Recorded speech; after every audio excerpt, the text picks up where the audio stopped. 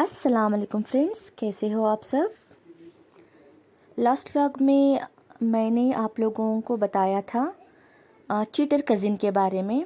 तो बात आधी अधूरी रह गई थी। उसके बारे में आप कुछ बोलने से पहले चलिए मैं आपको एक शायरी सुनाती हूँ। आपने भी बहुत बार सुनी होगी। हमें तो अपनों ने लूटा है, गैरों में कहाँ दम था। मेरी कश्ती थी डूबी जहाँ पानी कम था। ये तो वर्ल्ड फेमस शायरी है। बचपन से मैं भी बहुत बार सुन के आई हूँ, लेकिन ये कभी नहीं सोची थी कि ये मेरी ज़िंदगी की एक सच्चाई बन जाएगी। आप सबने कैमेलियन मतलब गिरगिट को तो देखा होगा और सुना होगा, जो बहुत फास्ट होकर अपना रंग बदलता है। वो तो अपने आप को बचाने के लिए रंग बदलता है, लेकिन ये जो चीटर कज़िन के बारे में क्या कहना।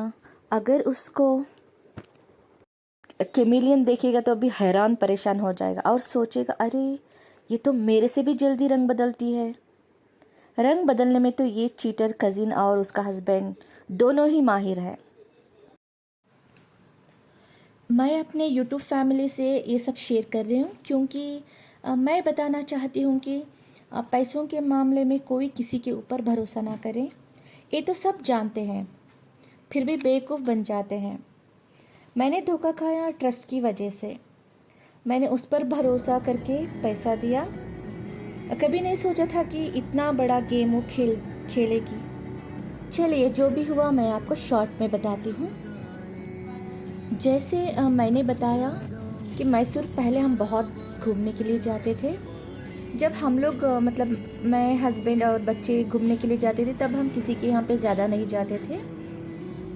कभी कभी मेरी माँ भी हमारे साथ आते थे। वो चाहते थे कि अपने जो मैं चीटर कज़िन के बारे में जो बता रही हूँ, उनके यहाँ पे वो जाना चाहते थे। तो मैं सोचती थी कि चलो उनकी ख्वाहिश है, लेके चलते हैं बोल के मैं भी उनके साथ जाती थी और थोड़ी देर बैठ के हम लोग आ जाते थे। लेकिन जब भी जाते उसका रोना धोना चालू हो जाता। उतना कर्ज़ हो गया, इतना कर्ज़ हो गया है, बच्चों की फ़ीस नहीं दे पा रही हूँ, हस्बैंड का काम धाम ठीक नहीं चल रहा है। ऐसा बहुत रोना रोती थी वो। और उसके साथ एक मतलब उसको 3 बच्चे थे, उसमें एक बच्चा हैंडीकैप था। सभी की सिंपैथी गेन करने के लिए उस हैंडीकैप बच्चे को ये यूज़ करती थी, उसका नाम ले लेके सबके सामने रोती थी। तो ऐसे कुछ सिचुएशंस आए कि वो हम लोगों को ऐसा लग रहा था कि वो बहुत ही मुश्किल में है, वो उससे बाहर नहीं निकल पाएगी। बहुत कुछ हुआ उस टाइम पे। तो मैंने सोचा कि चलो उसका घर ख़रीद लेते हैं। वो बोल रही थी कि घर सेल कर दूंगी, लेकिन उसको अर्जेंटली पैसा चाहिए था। उस टाइम पे कोई बायर नहीं मिल रहा था। तो मैंने डिसाइड किया कि चलो मैं बाय कर लेती हूँ। तो हम डिसाइड हुआ, बहुत कुछ वहाँ पे डिसाइड हुआ, चलो ले लेते हैं बोल के हम लोगों ने डिसाइड किया। तो पैसे भी दे दिए हमने। पैसे देने के बाद जब हम रजिस्ट्रेशन के लिए गए, 3 बार गए, 3 बार भी उन लोगों ने एक ना एक बहाना किया। 3 बार उन्होंने हम लोगों को धोखा दिया रजिस्ट्रेशन करवाने के लिए, वो आगे नहीं आए। तो मेरे हस्बैंड को डाउट आया, तो उन्होंने बोला नहीं चाहिए, अब ये डील कैंसिल कर दो, हम लोगों को नहीं चाहिए, क्योंकि उन लोगों को अभी पैसा पूरा मिल गया है ना। तो थोड़े पैसे मैंने बाय हैंड दिए थे और थोड़े पैसे आरटीजीएस किए थे। आरटीजीएस जो किए थे उसका प्रूफ है, जो ऐसे ही हम लोग हाथ में लेके जाके दिए थे उसका कोई प्रूफ नहीं है। वो चलो हम छोड़ देंगे, बच्चों का, मेरे बच्चों का सदका है बोल के छोड़ देंगे। ऐसा हो गया कि वो जब रजिस्ट्रेशन के लिए रेडी नहीं हुए, मेरे हस्बैंड को बहुत गुस्सा आया। तो उन्होंने कहा कि डील कैंसिल कर दो। तो वो बोले कि अरे नहीं, हम लोगों के पास अभी तो पैसा नहीं है, हम लोग जिनको देना था दे दिए। लेकिन वो दूसरी तरफ कंस्ट्रक्शन कर रही थी, नया घर कंस्ट्रक्ट कर रही थी, चल रहा था, काम चालू था, पैसा था उसके हाथ में। तो वो ऐसा बोल दिए। तो हमने सोचा कि ये हमारी बेवकूफ़ी थी ना, हम लोगों ने बेवकूफ़ी का काम किया, हम लोगों ने ट्रस्ट कर लिया, इसे ब्लाइंडली ट्रस्ट किया, तो हम लोगों की गलती है। तो हमने ऐसा कुछ लड़ाई झगड़ा वगैरह कुछ भी नहीं किया हम लोगों ने। तो हमने कहा हाँ ठीक है, आपके पास पैसे नहीं है ना, थोड़ा टाइम ले लो, आप 5-6 मंथ्स ले लो। तो उसके बाद ही आप अरेंज करके दे दो।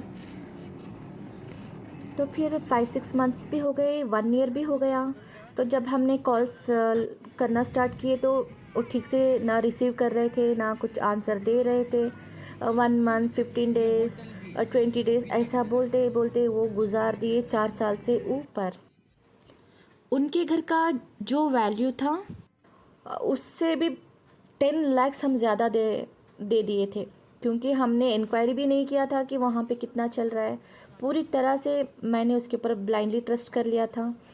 तो जितना वो उस घर का वैल्यू था उससे 10 लाख ज़्यादा भी दे दिए थे हमने। अगर हम लोग 10 बार कॉल करते थे तो वो एक बार उठाते थे। तो एक दिन बोली कि अरे बार बार कॉल मत करो, जब हम पैसा देंगे तब ले लो तुम। मतलब मुझे ऐसा लगा कि मैं उसके पास भीख मांग रही हूँ, ये तो खुद भिखारी बन के मेरे पास भीख लेके है। तो मुझे ऐसा फील हुआ कि मैं उसके पास भीख मांग रही हूँ, तो मैंने स्टॉप कर दिया उसको कॉल करना। और उसके बाद हम लोगों ने केस का सोचा। जब केस स्टार्ट होने वाला था तो कोरोना का प्रॉब्लम स्टार्ट हो गया, तो लॉकडाउन पड़ गया था। तो उसके बाद अभी कोर्ट रीओपन हो गए, तो केस कोर्ट में है। अभी देखना है क्या क्या होता है। मुझे तो अल्लाह के ऊपर पूरा भरोसा है। और जितना मेरे आंखों में यहाँ से आंसू निकल रहे थे, अल्लाह ताला भी उन आंसुओं के ना बदले गिन गिन ले रहे थे।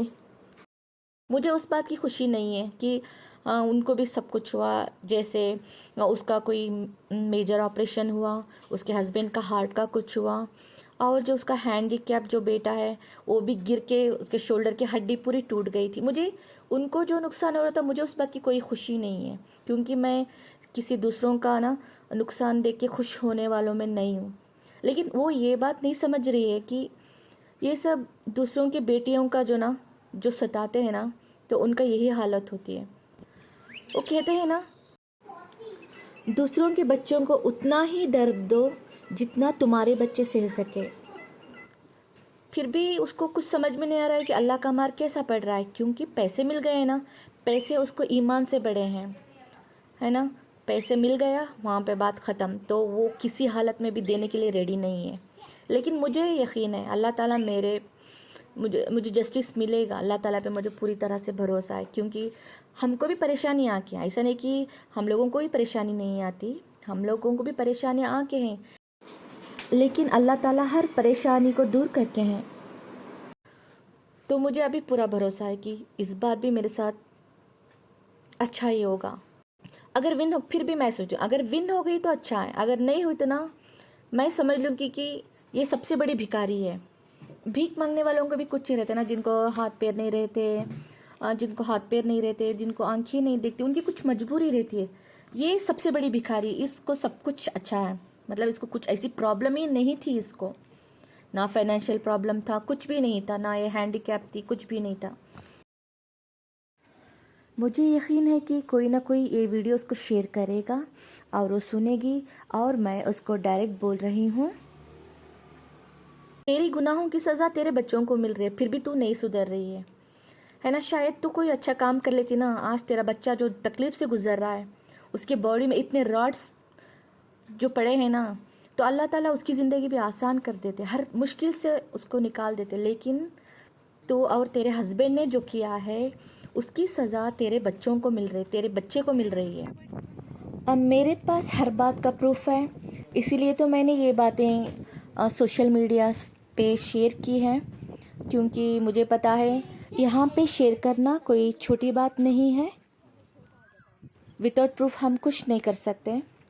तो मैं आगे भी आपको बताती रहूँगी, कोर्ट के जो प्रोसीडिंग्स होते रहेंगे वो अपडेट भी मैं आपको देती रहूँगी।